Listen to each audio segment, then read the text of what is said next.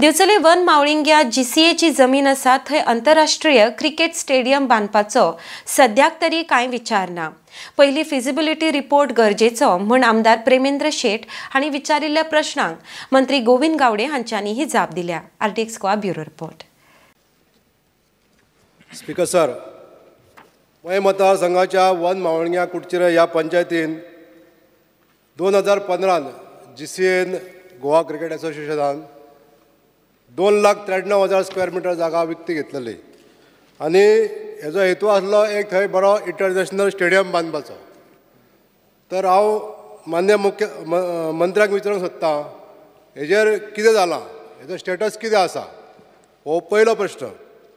जेन्ना 2,93,000 square metre जागा घेतली तेन्ना त्या एरियेन 60,000 स्क्वेअर मीटर जागा ही सेटलमेंट झोन आसली आनी बाकीची ऑर्चिड आसली। तर माझा दुसरो प्रश्न असा आहा की ती बाकीची जागा कन्वर्शनाक घेतल्या काय ना, हो दुसरो प्रश्न।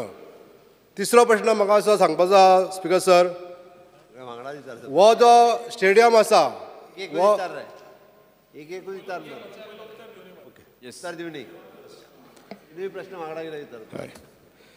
आदरणीय मेंबर ऑफ स्पीकर सर, माननीय आमदारान जो प्रश्न विचारलेलो आसा तो मावळिंगेच्या जीसीएन जी लँड एक्विशन जी केल्ली आसा त्या संदर्भात विचारलेलो आसा।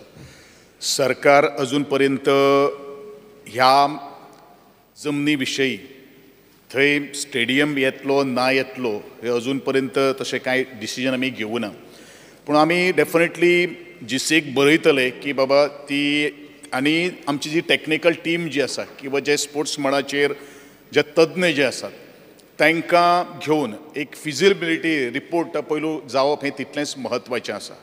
आनी त्या दृश्टिकोनांतल्यान हांव आमदाराक एश्युरन्सो दिवपाक सोदतां त्या वेळाचेर तें डेलिगेशन जेन्ना वतलें त्या वेळाचेर तुमकांय हांव पार्ट ऑफ मेंबर म्हणून घेतां।